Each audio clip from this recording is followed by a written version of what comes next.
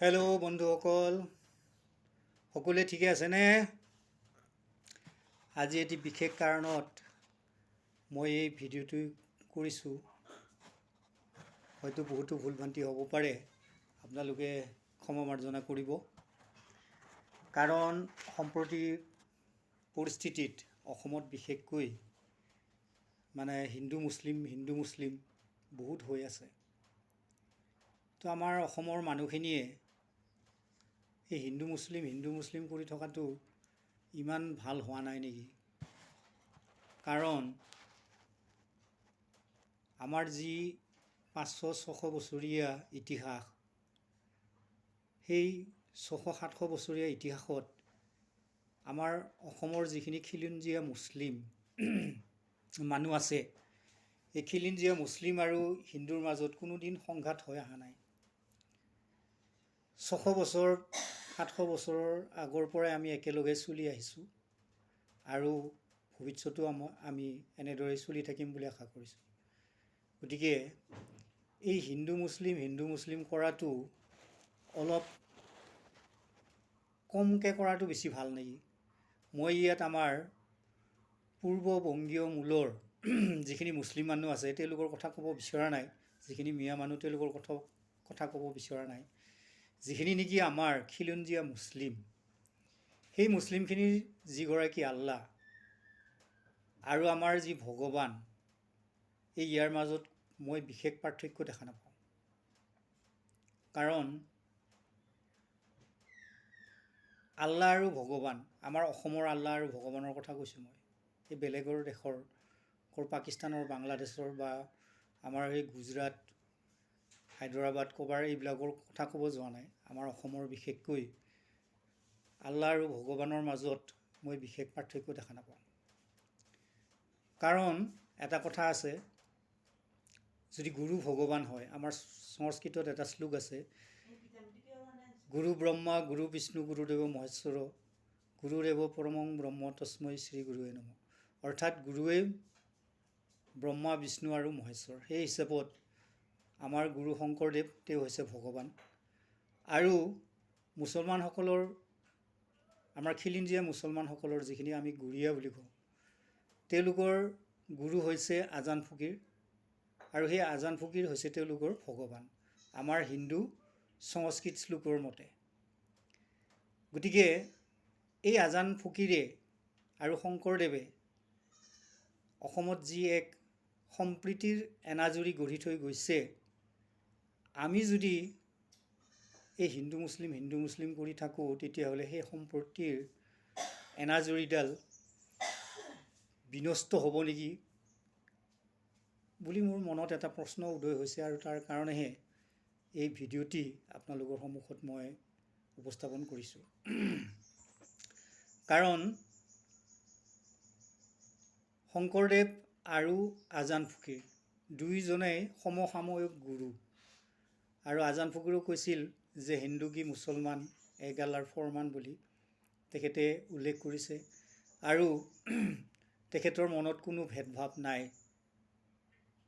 সেই কথাখিনিও তেখেতে কৈছিল যে হিন্দু মুছলমান আমি কৰি থকা উচিত নহয়, মোৰ মনত সেই ভেদভাৱটো নাই। ঠিক তেনেকৈ শংকৰদেৱেও তেখেতেও একেশ্বৰবাদ, এক দেও এক সেও এক বিনে নাই কেও, সেই একেশ্বৰবাদ হিচাপে আমাৰ অসমত যি বৈষ্ণৱ ধাৰা তেওঁ সৃষ্টি কৰিছে। সেইকাৰণে অসমৰ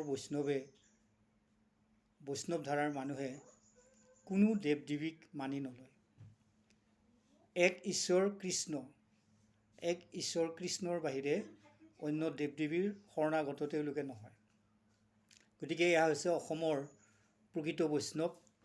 আৰু এই একেশ্বৰবাদ আমাৰ অসমৰ যিগৰাকী আল্লাহ অৰ্থাৎ ঈশ্বৰ, আমি আজান ফকীৰকৈ মানি লৈছোঁ যেনিবা, গতিকে তেওঁ যি একেশ্বৰবাদ আমাৰ ইয়াত প্ৰচাৰ কৰিছে, শংকৰদেৱেও সেই একেশ্বৰবাদে প্ৰচাৰ কৰিছে। কিন্তু দুয়োটাৰ মতবিলাক বেলেগ বেলেগ। আমি যেনিবা ঈশ্বৰ বিশ্বাসী, তেওঁলোকে আল্লাহ বিশ্বাসী। আমি পুনৰ জন্ম মানো, তেওঁলোকে পুনৰ জন্ম নামানে। এইখিনিয়ে পাৰ্থক্য, বেলেগ আৰু একো পাৰ্থক্য নাই। তেওঁলোকৰ কোৰাণ শ্বৰীফ শুনাৰ বহুতো সৌভাগ্য ঘটিছে, যিহেতু আমি থানা কমিটিৰ লগত জড়িত ভিডিপিৰ মানুহ হিচাপে আমাৰ হৰিনাৰায়ণ বৰুৱাৰ মৃত্যু তিথিৰ দিনা আমি সকলোৱে মিলি কোৰাণ পাঠো হয়, বাইবেল পাঠো হয় আৰু আমি গীতা পাঠো কৰোঁ। হৰিনাৰায়ণ বৰুৱাৰ যি ভিডিপিৰ প্ৰতিষ্ঠাতা, সেই প্ৰতিষ্ঠাপক হিচাপে তেখেতৰ মৃত্যুৰ তিথিৰ দিনা 23 আগষ্ট তাৰিখ। গতিকে সেইদিনাখন আমি একেলগে থানাৰ আমাৰ ভিডিপি হোলত আমি কোৰাণ শ্বৰীফটো পাঠ কৰোঁ, বাইবেলো পাঠ কৰা হয় আৰু সদুশেষত গীতা পাঠৰ দ্বাৰা অনুষ্ঠান সামৰণি কৰা যায়। গতিকে ইয়াত যিগৰাকী আমাৰ অসমীয়া মৌলবী, তেখেতেই কোৰাণ পাঠ কৰে। গতিকে সেই কোৰাণ পাঠত কোনোদিন বেয়া কথা, এই হিন্দুক মাৰ কাট, কিবা মাৰো, অত্যাচাৰ কৰ, লাভ জেহাদ কৰ, এই কথাবিলাক তাতে নাই। তাতে ধুনীয়া শান্তিৰ কথাই আছে। গতিকে সেইকাৰণে মই কওঁ অসমৰ ইছলামত শান্তি আছে। ঠিক তেনেকুৱাকৈ অসমৰ বৈষ্ণৱ প্ৰকৃত বৈষ্ণৱ, অসমৰ যিটো বৈষ্ণৱ ধাৰা সেইটো প্ৰকৃত বৈষ্ণৱ ধাৰা। কিন্তু বাকী বৈষ্ণৱবিলাক অলপ লটং পটং ইফাল সিফাল। তেওঁলোকে মা কালীৰ ওচৰতো যায়, কামাখ্যাটোও যাব, ক'ৰবাটোও যাব। কিন্তু আমাৰ অসমৰ বৈষ্ণৱে কোনো তেনেকুৱা দেৱ দেৱীৰ ওচৰলৈকে নাযায়।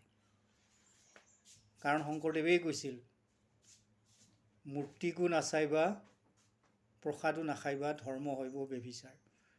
গতিকে সেই আপ্ত বাক্যশাৰী লৈয়েই আমাৰ অসমৰ বৈষ্ণৱসকল চলি আছে। আজিলৈকে কোনো অসুবিধা নোহোৱাকৈ তেওঁলোকে তেওঁলোকৰ সমাজ ব্যৱস্থাত ধুনীয়াকৈ চলি আছে।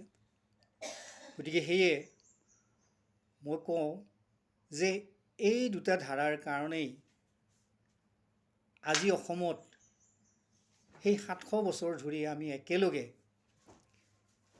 মুছলমান মানুহখিনিৰ লগত আমি একেলগে উঠা বহা কৰি চলি আহিছোঁ।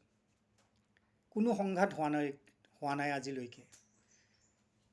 এইটো ক'ব নোৱাৰিব যে কোনো এখন মুছলমান গাঁৱে, আমাৰ খিলঞ্জীয়া মুছলমান গাঁৱে কোনোবা এখন হিন্দুৰ গাঁও জ্বলাই দিছে, বা কোনো হিন্দু গাঁৱে গৈ পেলাই কোনো অসমীয়া মুছলমানৰ অত্যাচাৰ কৰিছে, গাঁও জ্বলাই দিছে, সংঘাত হৈছে। এই কথাটো আজিলৈকে কোনেও ক'ব নোৱাৰিব। কিন্তু যিখিনি পূৰ্ববংগীয় মূলৰ মুছলমান, তেওঁলোকৰ লগত সংঘাতটো হৈছে আৰু সেইটো সংঘাত থাকিবই। কাৰণ তেওঁলোকৰ যিটো আগ্ৰাসী মনোভাৱ, সেই আগ্ৰাসী মনোভাৱৰ কাৰণে এই সংঘাতবিলাক হয়। কিন্তু অসমীয়া যিখিনি মুছলমান মানুহ, খিলঞ্জীয়া যিখিনি, তেওঁলোকৰতো কোনো আগ্ৰাসী মনোভাৱ নাই। আজি এটা চুবাৰ পৰা 3টা চুবা হোৱা দেখা নাই, এখন গাঁৱৰ পৰা 4খন গাঁও হোৱা দেখা নাই। কিন্তু যিখিনি নেকি পূৰ্ববংগীয় মূলৰ মুছলমান, তেওঁলোকৰ 10 বছৰতে এটা চুবাৰ পৰা 4টা চুবা হৈ গৈছে। কিন্তু আমাৰ যিখিনি খিলঞ্জীয়া মুছলমান, তেওঁলোকৰ আজি সেই 50-60 বছৰ ধৰি সেই এটা চুবা, সেই এখন গাঁৱে হৈ আছে। তেওঁলোকৰ জনবিস্ফোৰণো হোৱা নাই আৰু আমাৰ নিচিনাই তেওঁলোকৰো অবিবাহিত ল'ৰা ছোৱালী থাকি যায়। অৰ্থাৎ তেওঁলোকৰো বিয়া বাৰু নোহোৱা ডেকা ল'ৰা ডেকা ছোৱালী, আঠবয়সীয়া পুৰুষ মহিলা আছে। কিন্তু যিখিনি আমি পূৰ্ববংগীয় মুছলমান, যাক নেকি মিয়া বুলি কয় আমাৰ, তেওঁলোকৰ মাজত কিন্তু তেনেকুৱা ধৰণৰ এটা নাই। মানে তেওঁলোকে একেবাৰে খৰা লেঙৰা কুজা কণা হ'লেও বিয়া পাতি দিছে। গতিকে এইখিনি পাৰ্থক্য আছে আমাৰ খিলঞ্জীয়া মুছলমান ভাইসকল আৰু পূৰ্ববংগীয় মূলৰ মুছলমানৰ ভাইসকলৰ মাজত এইখিনি পাৰ্থক্য আছে। গতিকে সেয়ে আমি সেই 700-800 বছৰ ধৰি যি সম্প্ৰীতিৰ এনাজৰীডাল আমি সকলোৱে মিলি ধৰি ৰখাটো বেছি ভাল হ'ব নেকি। আৰু তাৰ কাৰণে আমাৰ এই হিন্দু মুছলমান কৰি থকাটো মই ইমান এটা ভাল পোৱা নাই। কথাখিনি ভালকৈ ক'ব পৰা নাই যদিও মনৰ যিখিনি খুদুৱনি সেইখিনি মই আপোনালোকৰ সন্মুখত উপস্থাপন কৰিছোঁ। গতিকে ভিডিঅ'টি ভাল পালে লাইক কৰিব, কমেণ্ট লিখিব। গতিকে আজিলৈ এইখিনিয়েই, ধন্যবাদ।